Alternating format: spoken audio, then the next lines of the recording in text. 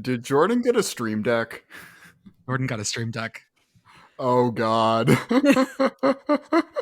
This is not my fault, except that it is, in fact, directly my fault. It is very much your fault. Oh, look. Hands free. Oh.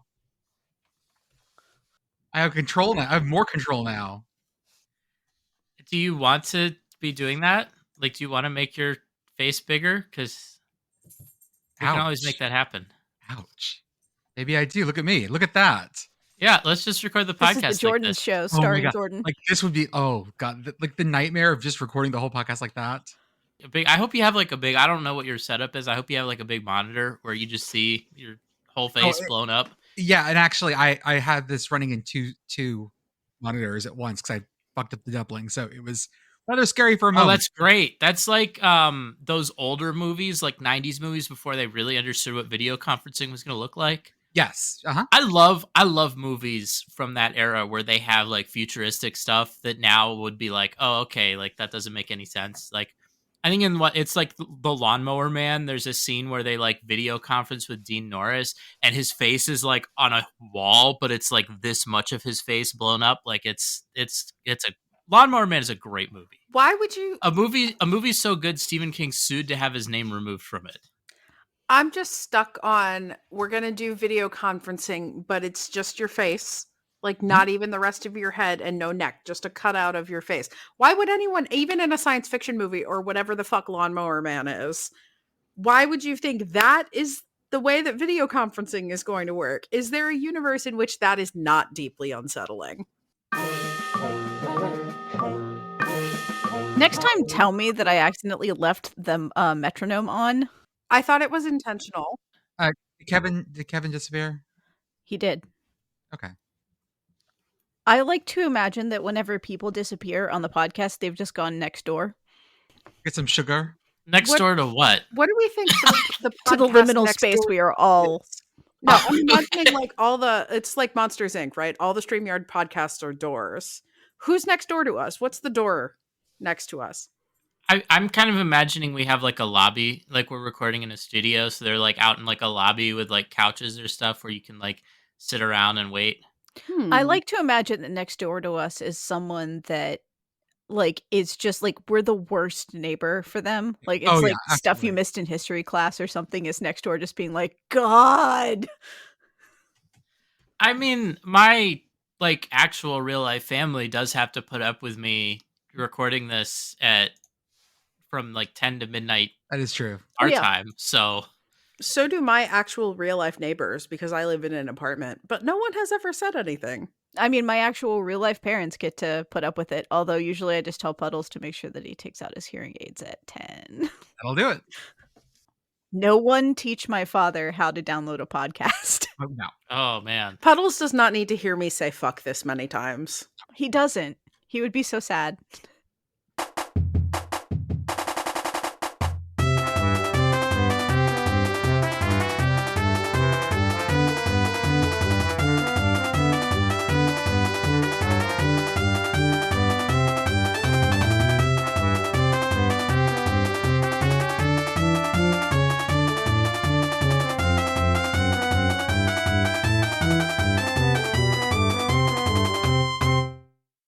Welcome, everyone, to the Sickos Committee podcast.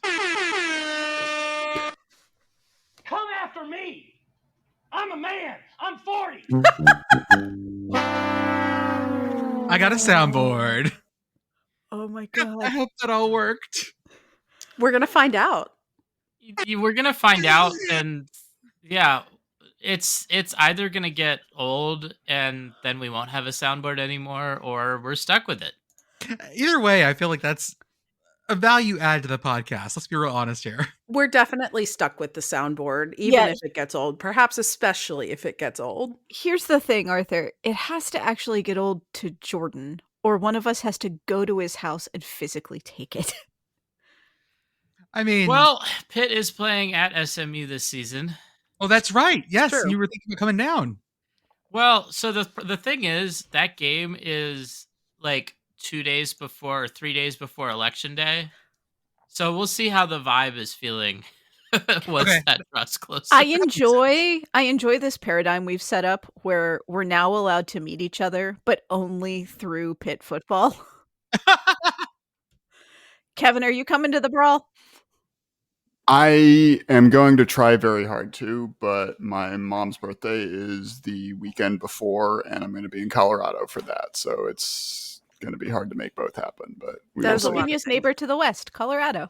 Well, folks, tonight we are commishless, which means that I don't think we've ever been commishless, but not for a long time. It's been a while. Well, no, Since- because we had since like Yeah. a It whole was block of since he had time the when he was baby. on paternity leave. So we then- have been commishless. It's just Those been a episodes minute. those episodes were all 30 minutes as well, if I remember correctly.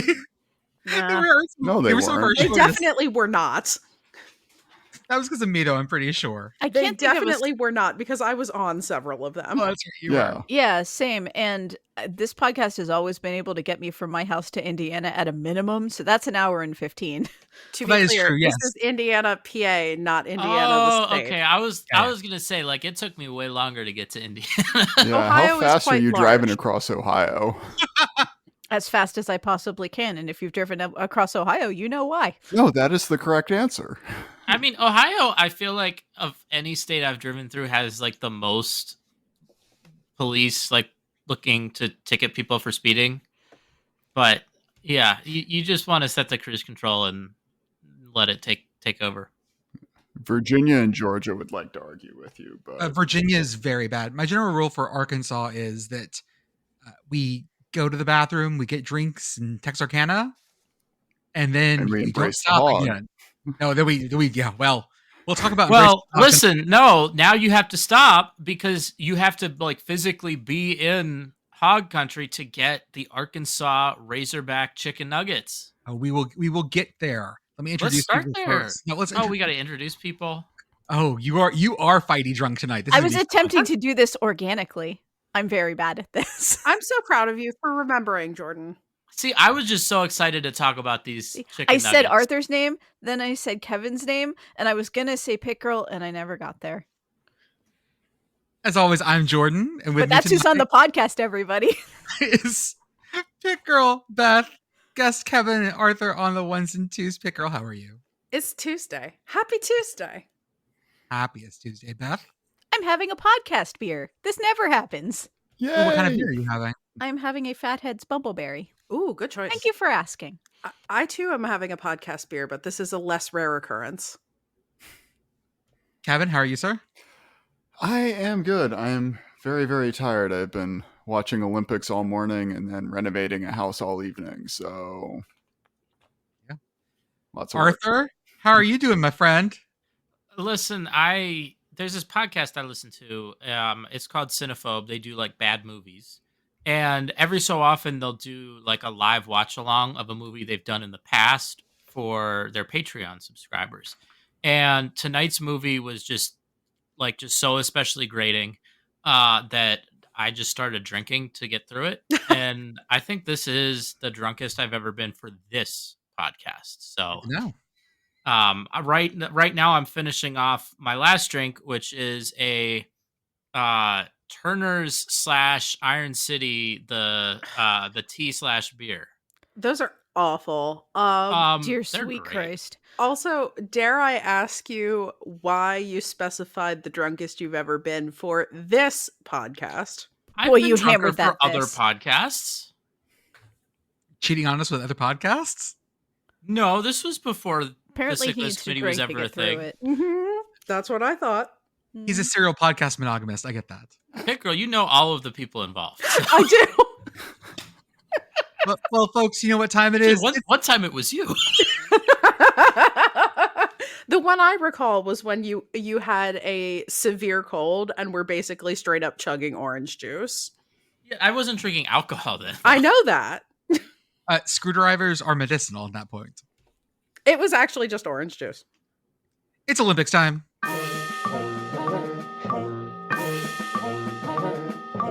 First off, medal table alert. Good. We're liking this. We're liking the vibe I'm bringing to this. This certainly is a vibe to bring to the It function. makes me more aggressive. It's weird. Commish is going to be so angry, and I'm so happy right now. I'm so excited for this. Dad left us home alone. Oh God! So the Olympics have been going on now. We just ended day 4, and I want to talk about that a little bit. First off, medal table. Only thing that matters is that the U.S. has pulled in so many bronzes and silvers at this point. Not complimentary here. Not a knock. A lot of these were things we did not expect to bronze or silver in. We'll talk about women's rugby in a moment. Hell We'll yeah, talk we about will. men's gymnastics in a moment. Hell yeah, we will again. But right now the U.S. stands at 4 gold, 11 silver, 11 bronze, and that's just such a fun number. I don't know. Line goes up. We need to get 7 more golds so we can pull off the World War I. Ooh, yes, the 11, 11, 11. We also have our aluminum medal table today. After day 4, these are all our 4th places. Italy in the lead with 7 4th places, which at this point just feels really cursed. There haven't been that many events, and for Italy to get 7 4ths is just like, oh God. Can I formally move that if the current 2nd place team on the aluminum medal table moves up to 1st place, we change it to the aluminium table? Seconded. Yeah, I was gonna wait until if that happened to make that joke, but yes. Someone said that Great Britain would have to take off the grade at that point. They're just Britain if they had all those 4ths. China, pretty good. Britain. Yeah, fine Britain. A Britain. Team GV has 6 4th place finishes. China has 5. Canada has 4. Germany has 4. Australia has 3. South Korea has 3. And then a bunch of other countries, including Kosovo. Kosovo, I saw, got a medal today. Oh, good for them. Hey! And apparently Kosovo is a judo powerhouse. Like, they have several medals, and they've only been going to the Olympics, I think, 2 times at this point. Maybe this is their 3rd. So that's really impressive for them. That tracks, though. You think so? Yeah, I mean, like, judo is a sport that it's a lot newer, and just like what countries are participating in a lot kind of line up with I mean, you could kind of draw like a line, or not a line, but like a wide area from like kind of Japan just all the way across. So I mean, you go from like East Asia, but then also like kind of like Central Asia, and then like Eastern Europe. Like that whole area is like, I don't know, for whatever reason is the Silk Road of judo. Yeah. Well, I think they probably it's like a lot of way. sports that they do kind of traditionally aligning into like similar to judo enough that they get into it. Gotcha. I mean, that probably makes sense. So let's talk about some stories that we're enjoying in the Olympics right now. Hey, girl, what vibes are you going for? So, what vibes am I going for? I will say I missed a lot today because I was doing actual job things in locations that kept me away from streaming Gold Zone while I was working. But I will say I spent a lot of yesterday with various Olympics on in the background. The mountain bike race, the men's mountain bike race yesterday was a banger. Like NASCAR passes and like near crashes and stuff at the end. And the dude who won made a comeback from having his bike break down and having to get his front wheel replaced, and came back from like 10th to win the race. 10 out of 10. Would recommend. That shit was great. Inject it directly into my veins. Yeah. Go ahead. Oh, I just want to say, since you mentioned the mountain bike race too, what I thought was really funny was that like Ineos had a very disappointing Tour de France, and then their rider wins the men's mountain bike race. But of course, since it's the Olympics, not like a tour, they like doesn't like, he's not representing them. He's just wearing the like Great Britain colors. So that was kind of funny to me. It's just after all the disappointment, like they didn't really win anything in the tour. Their rider wins something, and it's like, oh, but like not for them. Well, let's start with something that did happen today. The U.S. women's wins gymnastics, and wins by big numbers. Oh yeah, like clear second by like several points. It was not close. So Jordan, I know you are an avowed gymnastics not enjoyer. No, I know I don't like it at all. Did you attempt to imbibe this at all? I imbibed this second-handedly. So Because so you had a designated watcher?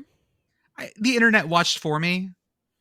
So I don't have to sit there. Again, Pit Girl, you mentioned last time, I am way more with the skateboard vibe. Yeah.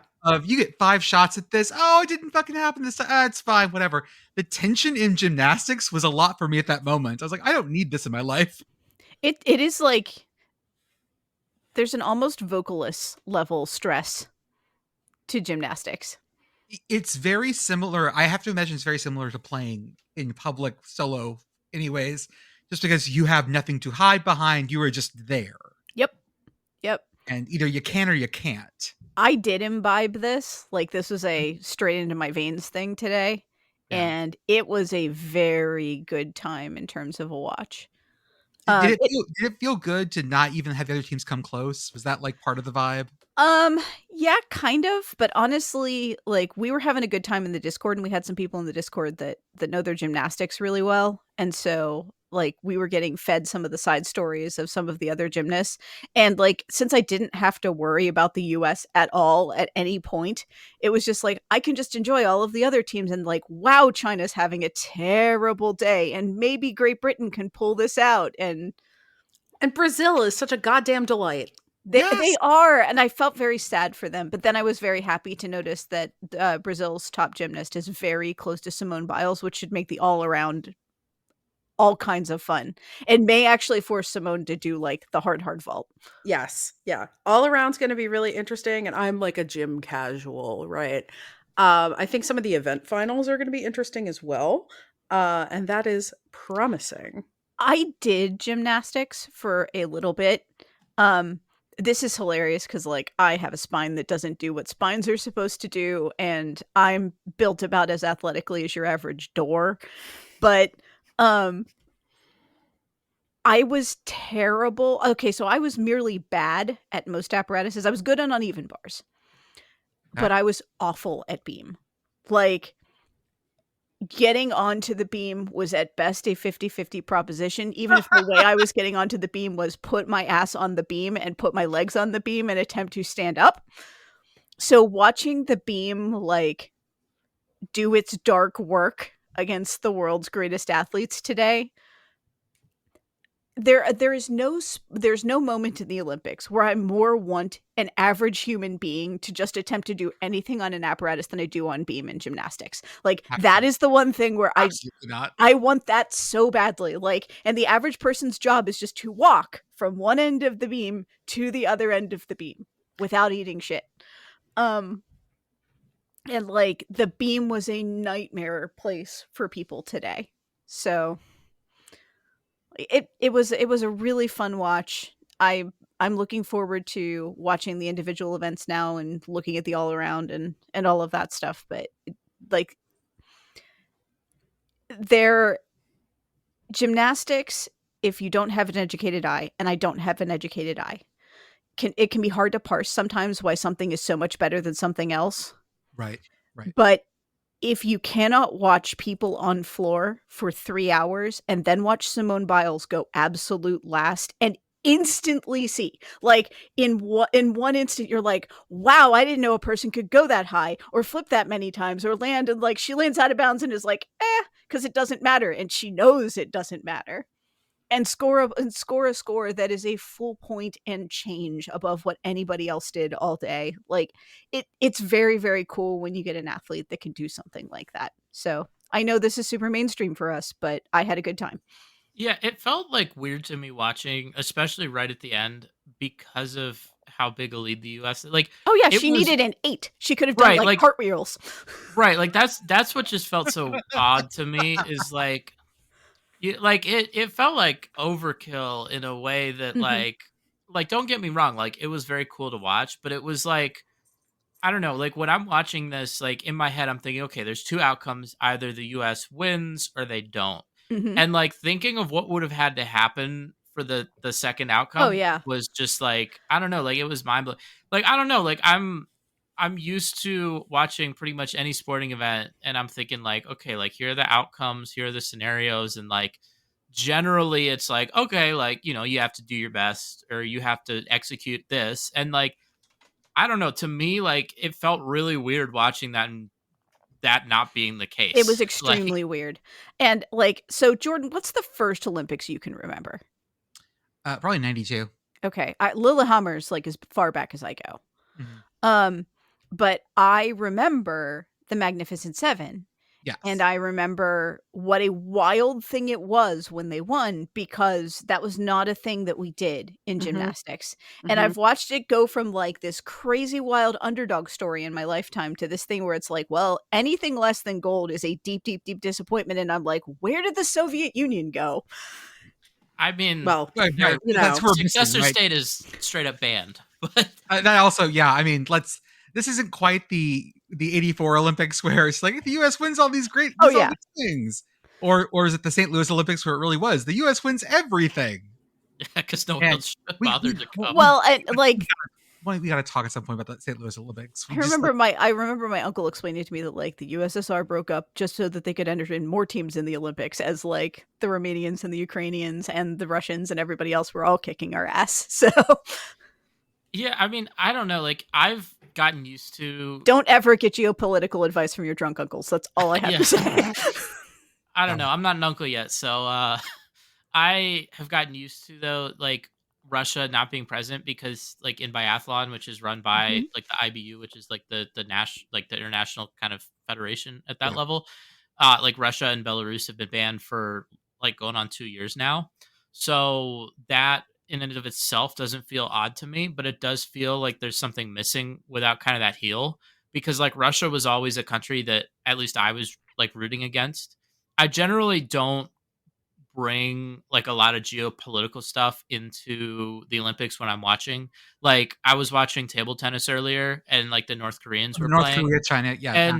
And like I wasn't like, oh man, like North Korea, like that's a rogue nation. I hope they don't win Olympic gold or whatever. But like with the stuff that Russia has done, especially with regard to the doping and all that stuff, and like what they're doing now in Ukraine, like I'm kind of like, okay, a sovereign nation, yeah. Like I was at a point where it's like, okay, like these are kind of the heels, and it gives me somebody to root against, and I don't really have that so much. Like I know China right now, like there's a doping thing going on there. That the doping people are trying to get the U.S. to stop talking about, but it's fine. We got the Salt Lake Games; they did it. yeah, right. They'll take away the Olympics if you don't stop complaining about China's doping program. But no, like I'm kind of, but like it's odd because like Russia was a very present country across a lot of sports, and just going in like it's weird. Kind of going in without a heel like that. Like it's the same way I'll probably feel like watching Alabama without Saban, where it's like I don't know, like they're not the force they were, and I don't know what I'm supposed to do with that now. Yeah, the Russians not being here has really only felt super like obvious and evident to me watching gymnastics. I am sure that will be different when in the Winter Olympics in a couple of years. Yeah. I will also say, like, just hopping back a little bit, I find the North Korean athletes weirdly heartwarming. Yeah, like, and sort of they like I do kind of cheer. Yeah, like cheer for them. I don't know. It's not their fault their government's like that. No, not at all. I mean, the more your government is just like a dude, the less I tend to blame you for it. Yeah, that's true. Can we talk about a bronze medal that we're all very happy about? Yes. Because which one? The U.S. men's. Okay, there are so many that I'm so happy about today. Let's go to U.S. men's gymnastics first. And the story of the day, besides the Michigan man doing flips, was Steve. Our friend Steve. We love Steve. Steve Nedrosic, I'm my best guess. Yeah, Steve is just a dude with glasses, a really yoked dude with glasses. I showed him to my wife, and she had that look of, I can trade, right? So, yeah, that went well for me. I love Steve so much. Steve is a jacked nerd. He's an electrical engineer. He went to Penn State. We'll forgive him for that because amazing. I was going to ask about that part. Yes. Who's like he very clearly loves his girlfriend. Like he's a future wife guy. for his girlfriend is like out here doing Rubik's Cubes in 10 He's seconds. posting his Rubik's Cubes times from the Olympic Village. I love this man so much. And then he just does pommel horse. He's just that's the thing, right? He's part of this team. Mm-hmm. Does he do any of the other stuff? Nope. Nah. Nope. This is a pommel horse man. This Ken's job is pommel horse.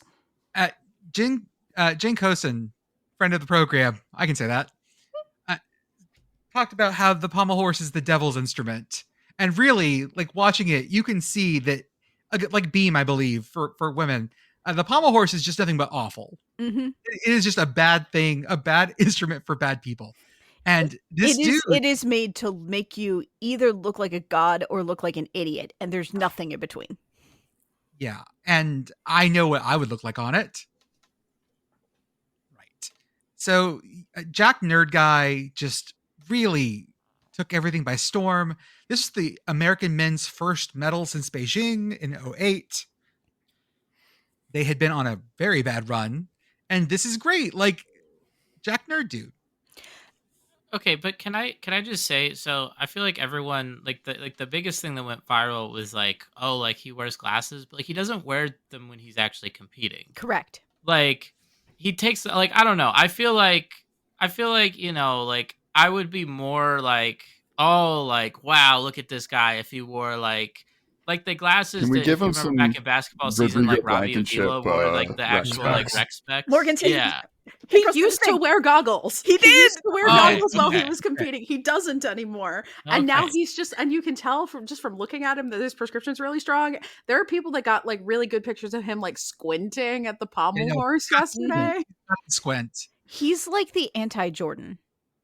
Jordan can never take his glasses off, and he loses them as fast as humanly possible. I mean, if you really want to push that comparison, he is the anti-Jordan in a lot lot ways. Nope, just that one. Just the one. What if Jordan is actually Superman and just like we never find out? My glasses are always on. Yeah. Yeah, Jordan takes his glasses off, and he's also very good at pommel horse. No, he I do just that. Never takes his glasses off, so we can't find that out. A baby panda bear. Really oh bad. yeah, you do kinda. Yeah, because my eyes are kind of sunk back and I got the rosy cheeks. So I kind of look like a baby panda. It's not better for me. So I don't know. Can I like make a, I guess, like confession? Go. Because like I'm not a big... I got confession music. Hold up. Go this one. Holy shnikey. There we go. Jesus that was the wrong button.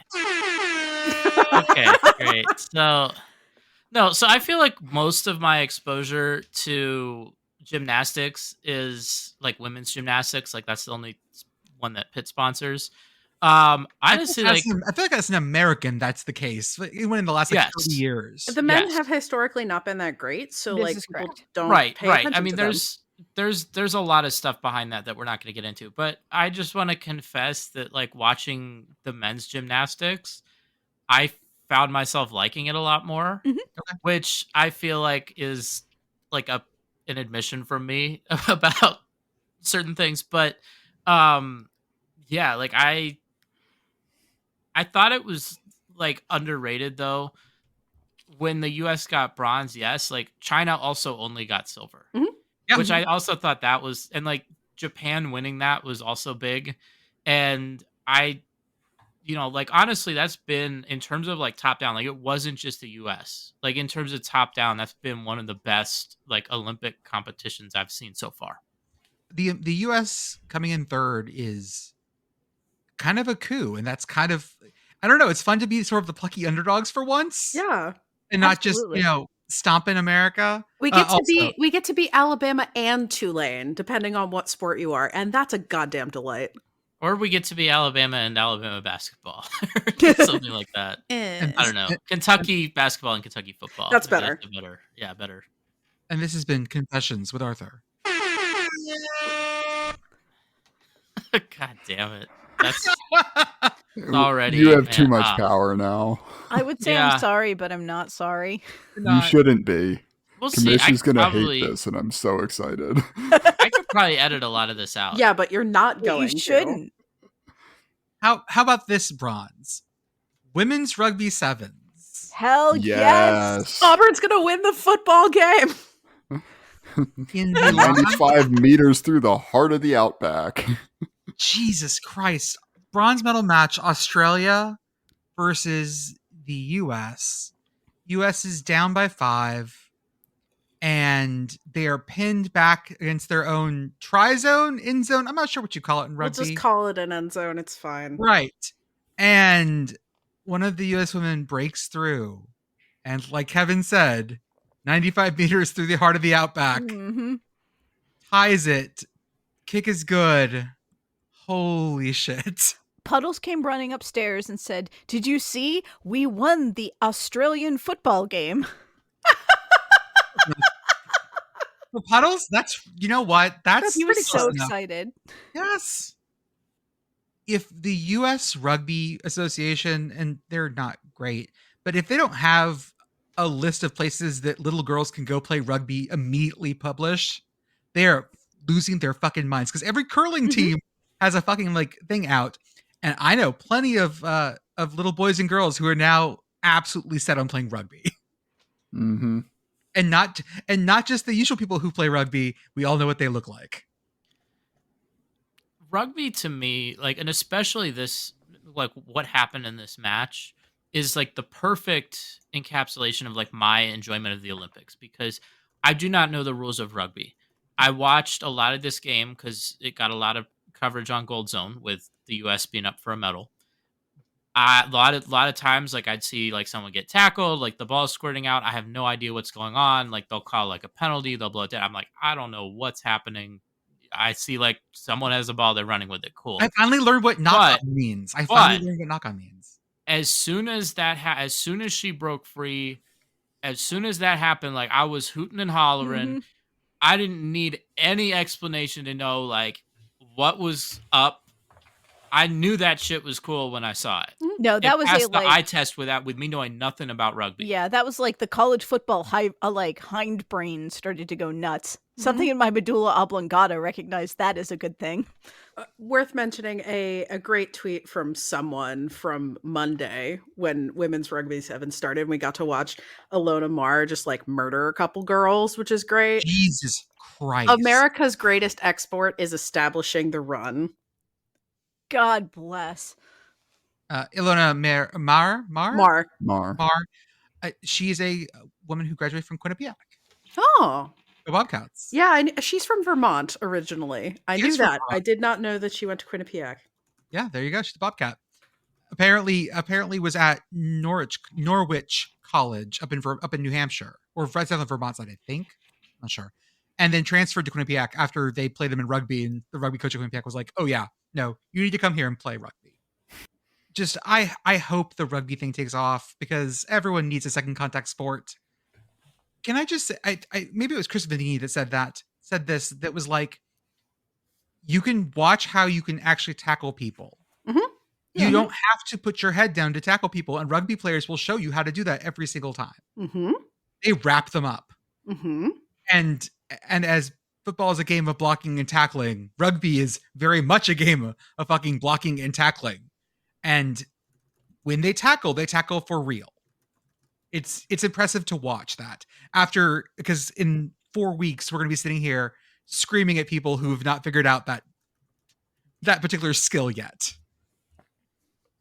I really hope that, as always, like, I hope that like these sports sort of get more of a breath in the States, and rugby should be one of them. So then we have things like a Hong Kong-Italy fencing rivalry. Did you see this? Yes. So I will just read you the tweet from @HannahChristina on Twitter. Hong Kong won a fencing gold over Italy, and the Italian Olympic Committee submitted an official complaint claiming that the judges from Taiwan and South Korea were biased because of geographical closeness. In response, Pizza Hut Hong Kong is offering free pineapple on pizza until 6 p.m. tomorrow. Love it. This is the degree of pettiness that I am here for. And the intersection with like mild food crimes is something that we as a podcast are all here for, I think. I don't think pineapple on pizza is a food crime at all. No. I think pineapple on Pizza Hut pizza is a food crime, but that says more about Pizza Hut than it does about pineapple on pizza. I will order some. Well, no, I won't order some right now. It's too late at night. They're closed. I will order some Feels like a tomorrow. threat. I'll do it right now. I I have will. I'll never do it. been to Hong Kong, but I am reasonably confident that their standards at their Pizza Hut are higher than our standards at Oh, our that's Pizza true. Huts. So I bet Hong Kong Pizza Hut goes hard. There's nothing like going to the parts of the world where the item on the fast food menu, when it is delivered to you, looks exactly like the picture of the thing. Yes. So I'm going to ask you guys this. What's the most confused you've been so far? Watching what have you just been? Like, for example, today I watched judo and I know nothing about judo. I couldn't figure out why they kept having to let each other go. Apparently there's a certain way you have to throw or pin someone, but just as a casual, it's fucking confusing.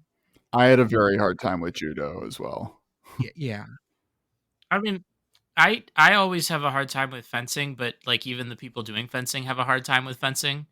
That one too. Like refereeing fencing is insane. Again, like if you want more context with it on this, I highly recommend the Pablo Torre Finds Out episode he did about fencing that from a couple weeks ago. But I just, even after listening to that, like watching, it's like, yeah, like this is I don't know, like the ref could make shit up and like, yeah, you just live with it. Canoe slalom was tricky for me. Oh, yes. Because it took me a long time to realize why people kept missing the red gates and then going back up through them.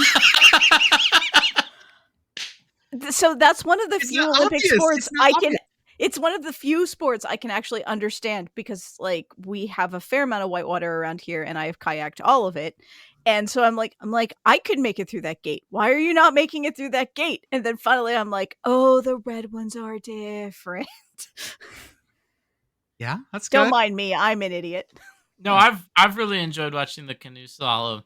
I saw like on the men's side, there was a guy who like he finished his run and like there was just a look of disbelief on his face. That was just like it was so incredible. And I think he ended up getting the silver medal. But like just at the end of the run that like he'd just done that. I was like, man, that's so cool. The thing I love about the Olympics and the thing I love about like especially like watching on like Gold Zone where you see a lot of different stuff briefly is that you just get to see so many moments of like achievement, which I feel like is rare. Like generally in sports, there is not a lot of like actually like reaching the summit, if that makes sense. Like think about a football game here in the US, right? Like your team wins, it's like, okay, like we're on to the next one.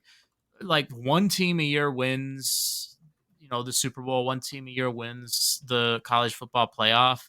And even then, like there's people I feel like that it's like, okay, like, but now like we have more things. And then how many games do people walk away from where everyone feels bad about what just happened? We talk about that a ton of like those games where no one's happy. Yeah. I mean, I love like the Olympics, like minimum I feel like there's 3 people that achieve something. I know there's sometimes people who like get silver or bronze that are disappointed, but like just the amount of success and happiness and joy and like all of that, like just like the best emotions of humanity, you get to see that over and over again, you know, day after day after day. Like that's what makes the Olympics so compelling to me. There's also, I mean, the pressure is unlike anything that we see in any other sports event that we cover. It just is. These people understand that they're flirting with relevance once every 4 years, which in some of these sports is once a career. Right. They get a couple of seconds to make their mark, and then that opportunity is gone and it doesn't come back. And that's, you know, we're used to covering football where like worst case scenario, you know, you have many, many, many, many, many chances in the public eye. And that doesn't happen here. And I think that juxtaposition of seeing those athletes for whom like the biggest party for them is the opening ceremony because they know they're not in contention for anything, but they made the Olympics and they're gonna get eliminated in the 650,000th trial heat for the, you know, 200-meter breaststroke, but they made the Olympics. And that's a really, really cool thing. And every time I watch the Olympics, and I've gotten better about covering, about looking into a lot of these sports in, non-Olympic years. But every time I watch it, I'm further galvanized that like there's amazing things here to watch all the time. And I should never be looking around saying there's a sports drought, because ain't no such thing. Also, I hope to God that like Jimmer Fredette sends tapes of what the broadcasters are saying about him being like the linchpin of that team and like the world's most perfect 3-on-3 team to Colin Cowherd. I want that so badly. I was so happy when I saw Jimmer Fredette was on the 3x3 team today. I was like, oh my God, it's Jimmer Fredette. And a bunch of my IRL coworkers were like, who's that? And I was like, he's the white guy from college basketball. He is that college basketball white guy. You think of a college basketball white guy that's great, that's Jimmer Fredette. Yep. Can we talk about a new conference of champions? Because the NCAA has put out a list of top medal charts, and y'all, the ACC is our new conference of champions. Hell yeah, it is. Don't ask about how much heavy lifting Cal and Stanford are doing in this. That's none of your business. That's none of your business. No one asked you. This is just really funny because this is usually, again, when the Pac-12 would absolutely dominate, because again, Stanford, this is what they do. Yep. And now that's ACC glory, which is a weird thing. I was playing the video game and was playing as Cal and had a Cal SMU conference game come up, and it just really messed with my mind. Can I point out one other thing about this? Yeah. Graphic that the NCAA has released that I really, really enjoy. So the ACC is in first with 19 total medals. The Big Ten is in second with 8. The SEC is third with 7. And then there are 4 conferences that each have 1 that are listed in order on this. The Big 12 with 1 gold. The Big East with 1 silver. The MAAC with 1 bronze. And the last one on the list, the Ivy League with 1 silver. I love that so much. I cannot figure out how it got sorted this way. Because it's not sorted by medal ranking. It's not sorted alphabetically. It's just, we don't like the Ivy League. We're putting them at the bottom, and I appreciate that. I know it's not this, but I want it to be this. So this is my new headcanon, and that is that the Ivy took a silver in one of the equestrian events, and they're like, well, the horse isn't an enrolled student, so... Side note, and I relearn this every Olympics, the horses don't get medals. Why don't the horses get medals? They're doing a lot of work too. Hey girl, do you know what they call the plane they fly the horses on? Yes! I do. I saw this today. Listeners, they call it Air Horse One. Yes, beautiful. I just retweeted that tweet with the caption Air Horse One and a picture of it, and I am now over 5,000 likes. I don't understand Twitter and can never understand Twitter. Hey, how about, I learned about the Olympic diploma this week. I'm sorry, what? The Olympic diploma, apparently they give out a certificate to the top 8 people in every event. And people who get them have never heard, people get these all the time who've never heard of this. Congrats on your pretty good participation. God damn it. Really, these older ones are really great. Some of the really old certificates. The old Paris one in the Wikipedia article from 1924 is beautiful. I'm so angry right now because Why? Ancient Relative back in the 1928 games finished 4th, and they didn't expand to giving this to all 6 until the 40s. And I'm like, I should have one of these kicking around in the old family archives, but no. I'm going to petition the IOC. We're going to see where that goes. I'm doing it from the account. But I have never heard of this before. And I was fascinated by this because we were talking about the top 4, and I was like, they should give them something. And someone went, oh no, they get something to the top 8. And I was like, I've never heard of this. But there you go. An Olympic diploma. So you've successfully completed the course of study of Olympics. That's basically it. I will say they've gotten significantly less cool. The Rio one is not great. I'll drop it in the chat. it got less cool, unfortunately. But the original ones were amazing. The one from the Tokyo Games also, the first Tokyo Games is also great. I'm dropping those all in the chat for you guys. Oh, those are gorgeous. I love those. Aren't they? And I love that they're square. Yeah. This whole thing, love it. With the sun over top, that's beautiful. Other Olympic things, the men's triathlon has been delayed due to poopy water. Again. Yeah. Because it rained and sewage overflowed into the Seine. Paris is just like Harrisburg for real. This is why every U.S. Olympic athlete who's a triathlete should train in the Ohio River around Moundsville, West Virginia. It's really important to prepare you for anything you might encounter. Plus, you'll be able to use your own human body as a nightlight for a couple of months. I like that there's just no contingency for this. Like, there's no backup venue in case they can't use the river. Like, I don't know what they're gonna do. The triathlon backup is to make it a biathlon, and I'm not joking. Yeah. Oh, summer biathlon. Not that kind of biathlon. Not that kind of biathlon. They're not gonna give them guns. Okay, imagine giving someone no training. Roller just skis. They do that for real. They like biathlon athletes in the summer do that. Yes, but I'm saying like that's what I want. I would like them to replace it with a shooting event.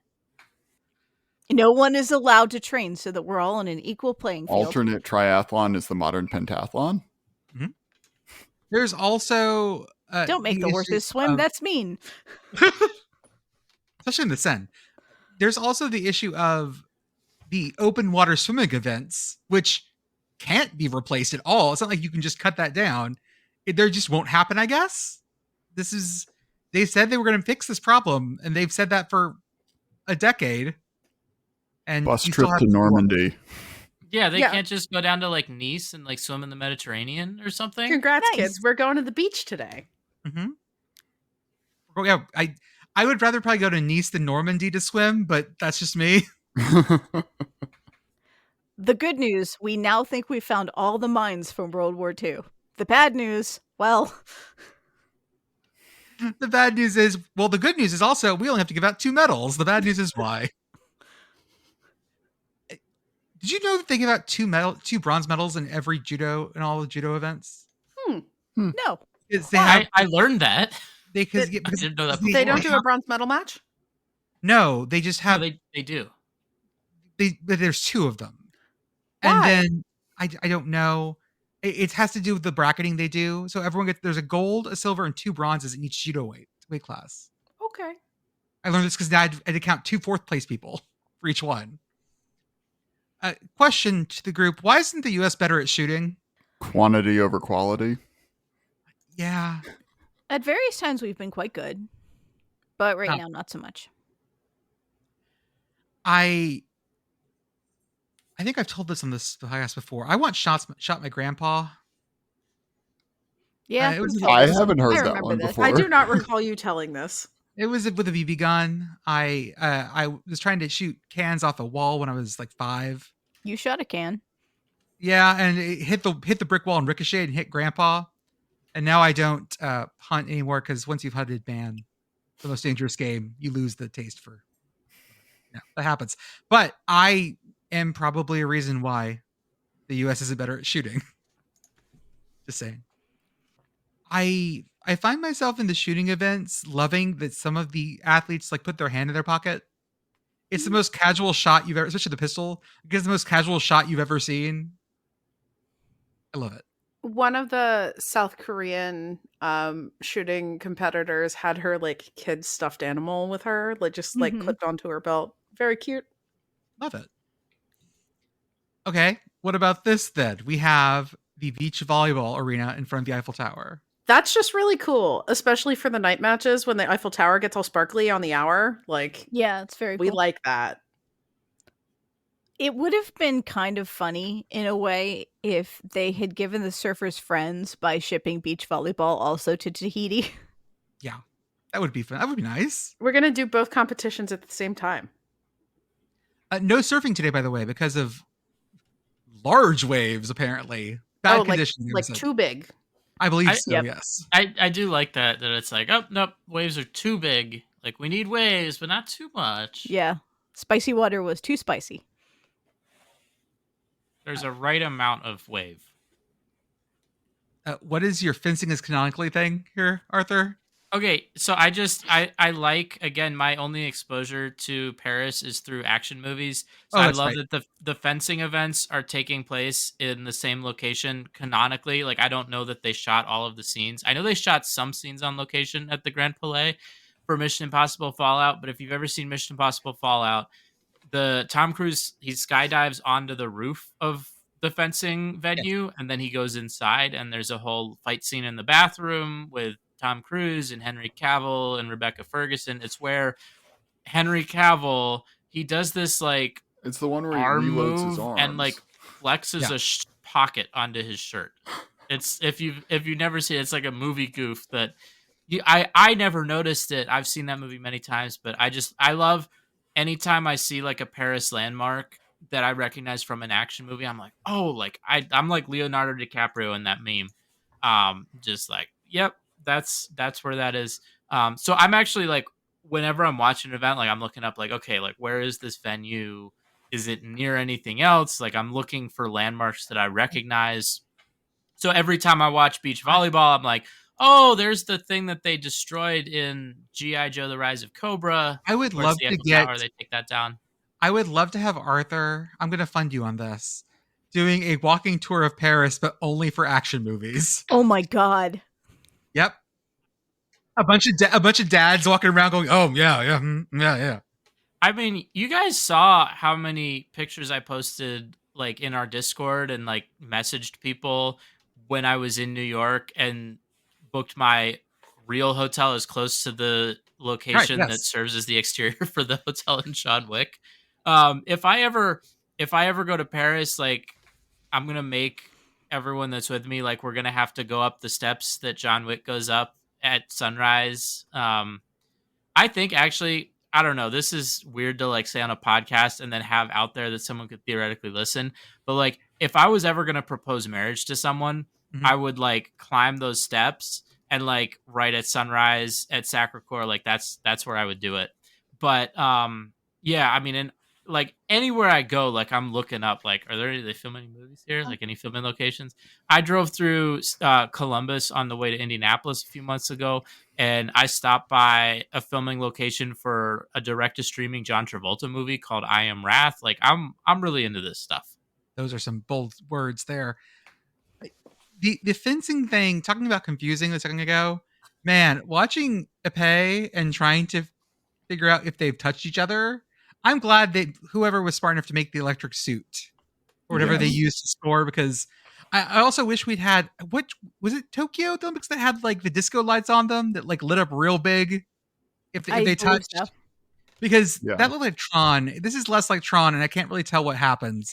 I think fencing might suffer the most from, I can tell that it's a very complicated, wonderful thing. I cannot tell what they're doing at all. It has the hockey on TV problem. Yeah. It's very small things moving very fast. The tracers on the end of the fucking swords. Oh, so glow saber, lightsabers, like lightsabers. Yeah, okay. Exactly what you're saying. If you did that, a bunch more kids would get into fencing. All other things, seeing the Spanish the Spanish team up in tennis, been a lot of fun. Well, it's I just want to shout that out. It's really cool because like Nadal is retiring, and like this is his final matches are going to be this doubles tournament, and him teaming up with Carlos Alcaraz, who's like basically like kind of like the next generation coming up. Like I don't know, like to me as someone who like casually follows tennis, like that's been super cool to watch. When does he intersect with Andy Murray? Like when does that doubles because like they staved off elimination today. And Andy Murray also this is his last tournament. Right. I do not like that's like tennis, the but, like, feelings doubles match. I do not know. Sicko's committee checks the bracket. Yeah, sorry. I just googled Sicko's committee checks the bracket. That's not helpful. It looks like they're on opposite sides of the bracket. Ooh. Okay, so. Yeah, so I don't know. This is not a helpful bracket, Google. It's hard to read. Oh yeah, that's very unhelpful. Looks like semifinals would be where they would meet, I think. No, I think they'd meet in the final. No, final. Yeah, you are correct. My dumb statement is withdrawn. Arthur, do you know enough about FIBA basketball to tell me like the 3 biggest differences between like FIBA basketball and NBA? So here's the thing, right? I mainly watch the NBA. FIBA generally they have some like procedural differences, but in terms of like the biggest thing that you might notice just like casually watching, generally FIBA doesn't like call as many fouls, and like especially like people talk specifically about like Joel Embiid struggling because like people can actually defend him differently than they can in the NBA. Gotcha. The one officiating thing that happened today, which I think was not like I thought they messed up that call, was the very final seconds of regulation for France Japan. France hits a 3-pointer and they call a very weak foul on France, down by 4, by the way. Mm-hmm. So like they need not just a 3, but they need like 3 and 1, and like very small contact, and the officials give it to them. France ends up winning that in overtime. Gotcha. The biggest differences FIBA to the NBA that I noticed just in watching the basketball. The biggest is the zone defense change between that and the NBA. Like, I'm not used to watching people who can just kind of camp out in the restricted area. But yeah. There's no 3 seconds. Right. And then the other thing that you probably notice if you watch a good amount of it is that the 3-point line is shorter. Mm-hmm. Yes. Also, I believe you can goaltend. Like as soon as they talked about that during the USA Serbia match or like game, and I didn't like fully follow that, but I also don't really watch the NBA. But yeah, the goaltending rules are different. Okay. So it doesn't have the cylinder rule like the NBA. So it doesn't extend up and down. Okay. Correct. And once the ball has touched any part of that, you can whack it. Oh, okay. So that's the other thing. Before we hop off the topic of the Olympics, I have had the NBC like primetime thing on in the background this whole time. Mm-hmm. I would really like to take this moment to appreciate the fact that NBC has brought Steve Kornacki out of cold storage early to have him do like medal analysis and estimate how many medals we are going to get, how many more medals we are going to get than Australia in swimming, for example. Yep. He's got to get those reps in before Election Day, Steve. Yeah. My single favorite thing to watch in swimming is breaststroke. It was my best stroke. It is my favorite one to swim. And I love watching how low they can get while always having the top of their head above the plane of the water, because that's good breaststroke technique and was the thing that I sucked at compared to them. So. Yeah. No, I have a wonky foot, so I was terrible at breaststroke, where like one of my toes would just stay pointed and the other one would push. So like when we would do the frog kicks, I'd just go in a circle. I loved like listening to Rowdy talk today, and he's like, "You're either born and built to do breaststroke, or you are not, and there's nothing in between." Rowdy Gaines is a national treasure, and I love listening to him like lose his fucking mind over swimming. He was so chesty today at the men's 200 meter relay result, which he predicted within 1,000th of a second. So tell me about swimming real fast. They only time down to the 100th of a second, I believe. Yes, I believe so. And then it's just a tie, because apparently that's just as close as they can measure it. Yeah, sometimes there are like 2 silvers because it's just a tie.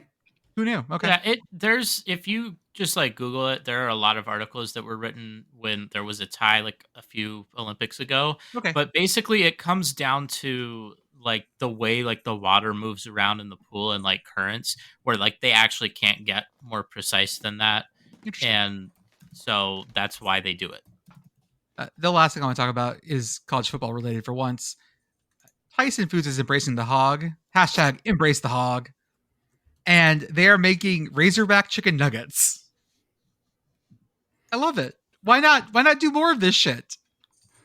So ever since I saw this, I have had the like old Skittles slogan, like the old Skittles commercials where it was like something the rainbow, taste the rainbow, and like I have had consume the hog, embrace the hog in my head ever since. And I want this to be a whole ad campaign where they do weird things with the Razorback logo and just have different embrace the hogs attached to it.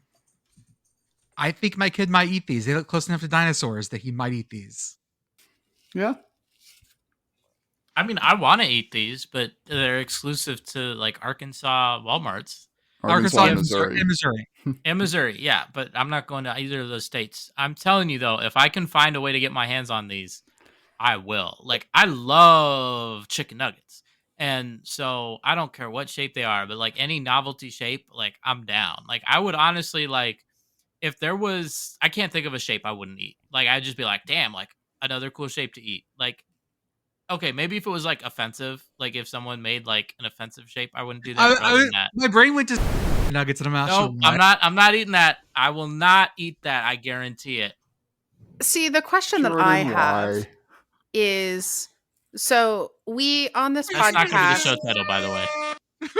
We on this podcast are, I presume, mostly familiar with the work of Action Cookbook and with the concept of the Kentuckiana hot loin. Yeah. And also just like the Indiana like tenderloin sandwiches generally. Why aren't there pork nuggets? This was my question. Like, are we to believe that Tyson espouses this idea that like chicken is the ham of, I don't know, the sea or something? Why can't we just make like Razorback nuggets out of little pieces of pork tenderloin and fry them? Schnitzel nuggets? Schnitzel nuggets. There you go. Schnuggets, if you will. No, those are from Sheets. I love steak fingers, so why can't you have pork fingers? I don't know. Pork has just as many fingers as the humble chicken. I would assume it just has to do with like where you get the meat for chicken nugget, like because I feel like that's probably just like a how expensive is this meat, how easy is it to process type deal. So you're saying that we will not get to enjoy Tyson's delicious guanciale nuggets? Ooh. I think that's the problem. There's too many delicious parts of the pork. There's not as much like extra cast off. Everything but the squeal. Man, one of my favorite places in Dallas, they're closed now. They had the best pig's ears, just like as an appetizer. So good. Just so good. Anyways, it's time to do ad reads.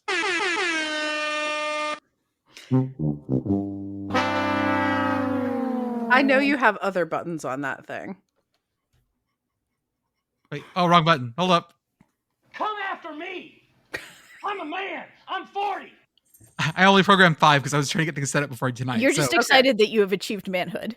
I'm going to send you some clips. Okay, so there will be more buttons. Oh yes, don't worry. Okay. That thing can have a lot of buttons on it. Oh, so the main screen. Let's see here. And you can have like many subscreens. There are folders. I can make each one into a folder. Oh no! You've given Jordan another opportunity to make Doom folders. I helped. The word you're looking for is helping. Happy birthday to me. Okay. As always, check out our link tree and our Twitter, Instagram, and Blue Sky profiles. We have all of our links there to our partners and things you can buy for yourself or others if you have loved ones. I don't know who you are. It's fun. We also have our Patreon. For $5 a month, you get access to our Discord as well as our extra podcasts, including Yes, Rah, Rah, Rah, Yes, Commish's Corner, and the Prairie View Chronicles, which we just wrapped up. In the Discord, we talk about all sorts of things. There's lots of Olympics hollering going on right now. So during the day, all day, people are yelling about the Olympics, and you're not really sure which event they're yelling about, which is good practice for the fall. We have our merch store, sickoscommittee.org. We are adding things to it. We have, of course, our YouTube channel, our Instagram, our Twitch channel. That is where Commish is starting to stream some college football. I'll be streaming that and some other things. And I feel like during the season, especially like on a Tuesday night, if a game is not going the way we want, I'm just going to hook up Pokemon and we're all going to get in there and we'll just play like, I don't know, Ruby Sapphire or something. We also have our Substack where we're doing our season previews. We're getting through our FCS ones right now. Shout out to Message Board Geniuses podcast. They go to the places we refuse to go. And lastly, the softest, comfiest collegiate apparel, home field apparel. Use offer code YES, ha ha ha, yes, 3 ha's for 15% off your first order. Hi, Podcat. Jinxie, on the floor, buddy. Podcat wants comfy t-shirts. Yeah. Whomst among us. They just announced some of the schools they're dropping in the fall, including New Mexico State. Yes. I'm very excited about that. Also, just an abundance of things. It's football advent, folks. Coming soon to you. They got so much stuff in the pipeline. Like, I know, like, they've been dropping stuff over the summer. We've been promoting it, but, like, damn, like, they're ready for football season. I feel like they're more ready than, well, they're definitely more ready than we are. But they're way more ready than we are. That doesn't take a whole lot to get there. Folks, we have come to the end of our FCS previews tonight. And this is our super sicko spinning selection season preview forecast, the SSSSSPF, aka the 5SPF.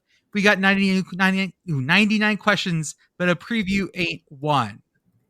And we are finishing up tonight with a conference.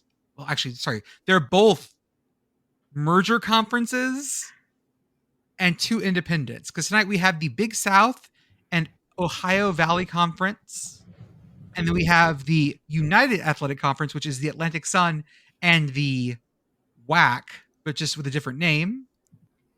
And we also have our 2 independents, Sacred Heart and Merrimack. I think I said this when the merger went through, but I would like to propose that we differentiate between the WAC historical and the current UAC by pronouncing the UAC the UAC. UAC. I like the that. WAC. Their logo is the most fucking United Airlines logo I've ever seen. I remember when they announced it last year, I was like, oh, guys, you gotta just put a little more effort in, please. I don't think they thought this was going to last that long, so I don't think it mattered. But yes, here's we are. So both of these conferences are merger conferences because of people leaving conferences, realignment in the FCS level, the Coastal Athletic Conference Association getting so fucking big. And so we got left with these 2 little pieces. First up, we have the Big South and the Ohio Valley Conference. Last year, they played a combined schedule again. And last year, we had Gardner-Webb at 5-1, 7-5 overall. UT Martin 5-1, 8-3 overall. Eastern Illinois 4-2, 8-3 overall. Bryant 4-2, 6-5 overall. Southeast Missouri 3-3, 4-7 overall.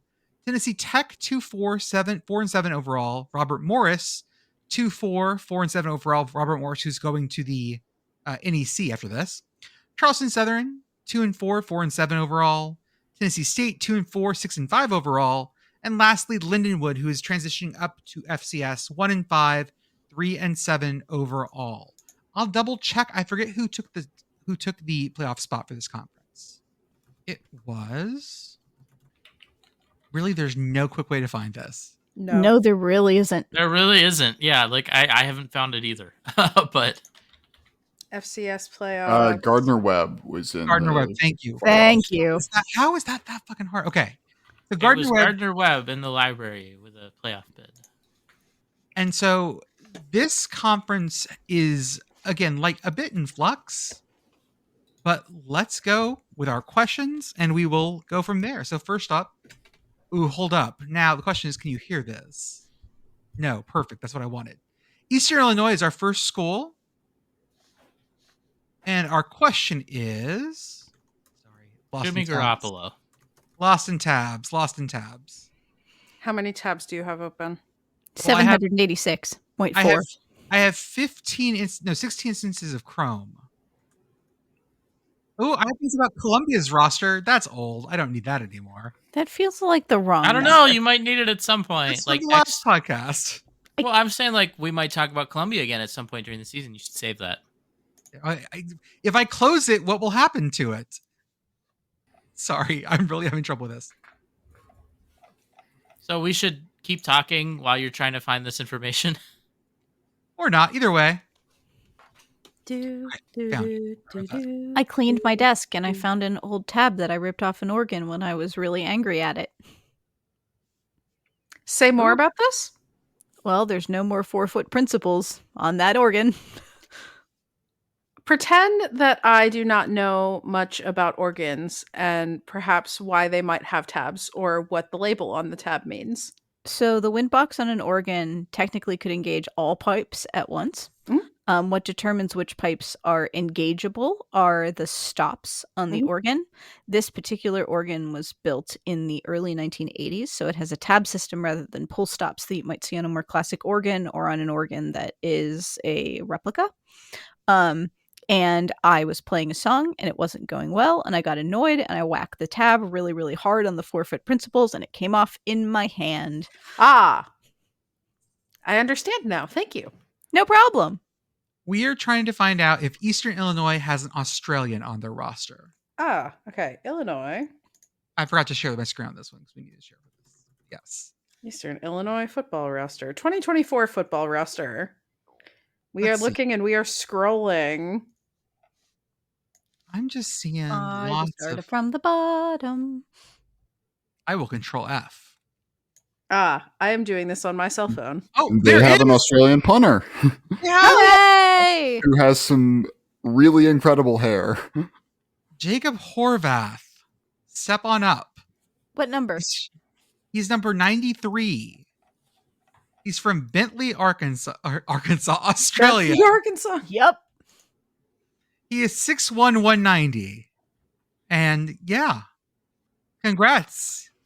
His major is business analytics and info systems. Freshman last year appeared in all 11 games as the starting punter. Also became holder on field goals and extra points in second game of season. Averaged 38.2 yards per punt with a long punt of 57 yards. Go a couple of ellipses forward. 4 total punts over 50 yards. 17 of 54 punts inside the opponent's 20-yard line. Rushed for 23 yards at Bowling Green on a successful fake punt. Fuck yeah. Hell yes. Hey, there we go. Thank you, Eastern Illinois. Next up, we have Western Illinois. Oh, that feels appropriate. And the question is... Oh, I love this. I have been assigned a question. Yes, Pit Girl. Find the weirdest fact about their school in Wikipedia. Western Illinois University. Somebody vamp while I read the Wikipedia page, please. So, Western Illinois was one of those teams last year that we were really hoping would get a win. Yeah. They were having some trouble with their team last year, the Leathernecks. And I believe, did they go winless last year? No, they didn't. It was very close. This is a team that is moving out from the Missouri Valley Football Conference, where they were getting their teeth kicked in, and they're going to the Ohio Valley Conference, where things might be better. Apparently, their Leathernecks comes from from the Marine Corps. Mm-hmm. Okay. Yes. Also, previously, the women's teams and athletes at the school were known as Westerwinds. However, my favorite weird fact is actually right at the top of the Wikipedia page in the history of the university. Mm-hmm. Western Illinois University was founded April 24th, 1899. The land for the university was donated by Macomb's Freemasons, Illinois Lodge number 17. Oh, Ooh. wow. So this is Illuminati shit. Okay. Mm-hmm. The Illinois legislature selected Macomb as the location for the university after direct competition with Quincy, Aledo, Monmouth, La Harpe, and Rushville as the site of a Western university. University administrators uncovered evidence of the Freemasons' efforts on Macomb's behalf when they opened Sherman Hall, the administration building, cornerstone during centennial celebrations. Pit Girl, now that we know that this entire university is nothing but a dirty Freemason plot, would you please read the university's motto? Yes, I will. Let me scroll up and find it. Oh my God. Your potential, our purpose. What the fuck? What the fuck? The Freemasons are pulling the strings at Western Illinois, folks. Oh my God. Okay. I do love that we national treasured a directional Illinois school here. He did. Oh, they've got like Benjamin Franklin's bifocals there. Yep. Okay. This is the sort of National hard-hitting Treasure 12. journalism you can only get on this podcast. National Treasure 12, Western Illinois University. Next up is Lindenwood, the newcomers. And our question is, they play every away game in snow somehow. How ridiculous is this weather-wise? 2024 football schedule for Lindenwood. All right. They open with Universal. Where is Lindenwood, actually? I'm sorry. Can someone clarify that for me first? Working on it. I think like St. Louis. Is that it? I should Charles, know this. Missouri. Okay. Which is it's a suburb of St. Louis. Okay. That was on the Oregon Trail. They open at Kansas August 29th. That seems unusual weather-wise. They also play at Missouri State in September. I would be surprised. Yeah, that'd be weird. That Central Arkansas game would. Oh no, that's in Lindenwood. That's home. Yeah. First, they are at Gardner Webb in October. I would be surprised if there was snow in Boiling Springs, North Carolina in October. It would be weird, yes. They're at Tennessee Tech in early November. And they're at UT Martin. So I would say that, broadly speaking, especially given recent weather and climatological trends, that I would be overall pretty surprised if any, let alone all, of these games were snow games. What if I told you that Anak Krakatau had erupted? Okay, that makes it a little bit more plausible. Okay. Yes, So, if we have an eternal winter, then yes, probably makes more sense. Winter for a few years, not eternal, probably. I don't know anything about where cities are in fucking Tennessee, I'm realizing. It's a very long state. I just assume they're sort of in a clump in the middle. Yeah, except for the Memphis clump and the Chattanooga clump. Everything's in Murfreesboro. That's fine. I mean, it is the jello shot capital of the world. TM. There has to be a bar that sells that as jello shot capital of the world. Gardner Webb, and our question is, talk about any of their interesting, funny non-conference games. I hope they don't have just one of those like SEC games. They definitely do. They always do. Okay, these are less bad than usual, though. Ooh, at James Madison. Yeah, that's spicy. So at James Madison is spicy. Charlotte. At Charlotte. And at Presbyterian. You're taking a... It's Wofford too. Okay, versus Wofford is fun. The Terrors. Yeah, they could get Wofford. Oh, there's no like SoCon, not that they're in the SoCon, but there's no like SoCon Saturday game for Gardner Webb this year, which feels a little unusual. Yeah, no, they're just they're getting 2 FBS checks just from JMU and Charlotte. That's true. But like that Charlotte check can't be that big. Charlotte does not have lots of money to dump at this. Their coach does. Oh, that's right. Biff's money. I forgot about that. Oh God, we get Biff again. Thank God. I'm going to cherish that gift as long as we have it. Yes. Tennessee State is up next. And then our question is, rate the fight song 1 to 10. Okay. It's Arthur's favorite. I just feel like we get this question every week. That's yeah, okay. because But this deep one's down the I'm not Lord wants mad. it. This is the only one that I'm not mad about Picker Wheel repeating. This No, one's I'm good. not mad at all. Can you guys hear the audio? No. Nope. Okay, let's try this. I had not thought about having to do this part of it, so I'm having to figure out how this works now. See, what you need to do is you need to get the fight song for every single school in FBS and FCS, and then get those all as options on your Stream Deck. Okay, here we go. Can you hear this? No. Nope. Oh. Something. No. I heard static briefly. Yeah. Okay, let's do it this way then. It was a very energetic nothing. Okay, let's share it this way then. Slightly fuzzy nothing. Okay, how about this? No. Still no. Still can't hear it? Nope. Nope. Tennessee State's fight song sounds like silence. Damn it. I'm Beth, going to give that a 1. I think fight songs should sound like music. Here, Beth, I'll drop the link for you. Okay. Can you screen share it? I will do my best. You got it, boss. I believe you. How did you send it to me? Where is it? Oh, it's in God. the chat. It's in the chat, Oh, sorry. okay. I see it. I got scared. I mean, for all these schools, I could happily do this question for like all the FCS schools because I don't know any of the fight songs. That's not a fight song, Jordan. What did I just say? Ooh, candles. Can you hear? No. I cannot hear. Dang it.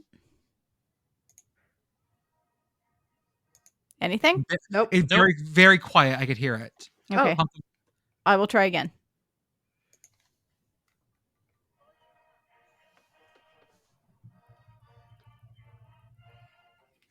Why is it so quiet?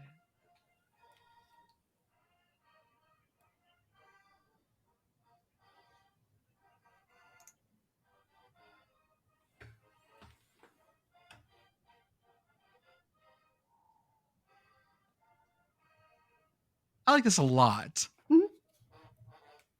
Ooh.